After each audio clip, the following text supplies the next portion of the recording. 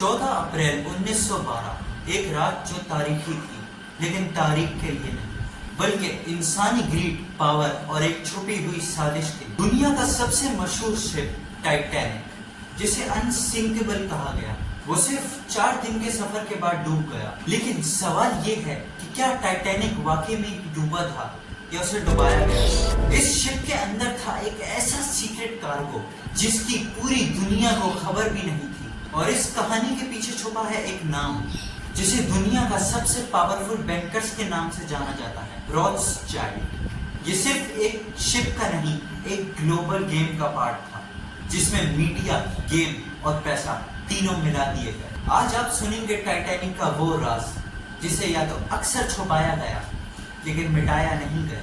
Titanic को बनाया था British company white star line के जरिए। इस शिप में दुनिया के अमीर तरीन लोग, साइंटिस्ट, बिजनेसमैन और वीआईपी लोग सफर कर रहे थे। टाइटैनिक ने 10 अप्रैल 1991 को साउथहैम्पटन से अपना पहला और आखिरी सफर शुरू किया। सिर्फ 4 दिन बाद 14 अप्रैल को टाइटैनिक एक एलिजली आइसबर्ग से टकराकर डूब गया। इस हादसे में तकरीबन 1,500 लोग अपनी जान से जा बैठे। ऑफिशियल रिपोर्ट कहती है कि शिप की रफ्तार ज्यादा थी, बाइनोकुलर्स नहीं थे और आइसबर्ग अंधेरे में नजर नहीं आया। बस इतना ही रीजन दिया गया। मगर क्या सब कुछ इतना ही सिंपल था? जब टाइटैनिक की कार्गो लिस्ट वापस से चेक की गई तो उसमें फिर कुछ चीजें समझ से बाहर थी। 3000 सेकंड में गोल्ड ब्यूलिन, बेरियम, एक एक्सप्लोसिव केमिकल और कॉन्फिडेंशियल डॉक्यूमेंट्स जो कभी पब्लिक नहीं हुए। एक और थ्योरी कहती है कि निकोला टेस्ला के कुछ डिजाइन्स भी इस शिप में थे। क्या ये कार्गो किसी के लिए कुछ आई विटनेस ने कहा कि आइसबर्ग से पहले एक जोरदार धमाका सुनाई दिया था। इंजीनियर्स कहते हैं कि अगर आइसबर्ग से टकरा होता तो शिप सिर्फ एक साइड से डैमेज होता, मगर यहाँ मल्टीपल चैम्बर्स एक साथ फट गए, जैसे अंदर से ब्लास्ट हुआ हो।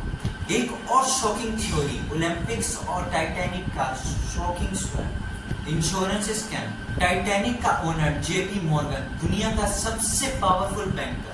जेपी मॉर्गन ने खुद टाइटैनिक का टिकट लिया, लेकिन लास्ट मोमेंट पर कैंसिल कर दिया। शिप में 3 पावरफुल लोग थे, जज हेनियम, इसिडोर स्ट्रॉस और जॉन एस्टोर आइवी, और ये तीनों ही फेडरल रिजर्व के एजेंट्स थे और तीनों ही टाइटैनिक में मारे गए।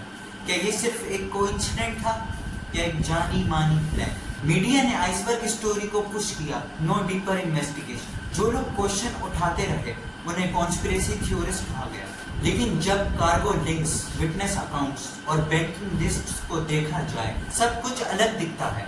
टाइटैनिक का सफर सिर्फ एक शिप का सफर नहीं था, ये था पावर और ग्रीड का गेम। जिन लोगों ने अपोज किया वो डूब गए और जिन लोगों ने प्लान बनाया वो सरवाइव कर गए। क्या टाइटैनिक डूबा था या डुबाया गया था? अगर आप यहाँ तक पहुँच गए हो तो आप सोच रहे होंगे कि असल सच क्या है। वीडियो को लाइक करो और कमेंट में अपनी राय दो, और अभी तक अगर सब्सक्राइब नहीं किया तो कर लो, क्योंकि अगला टॉपिक और भी डेंजरस होने वाला है।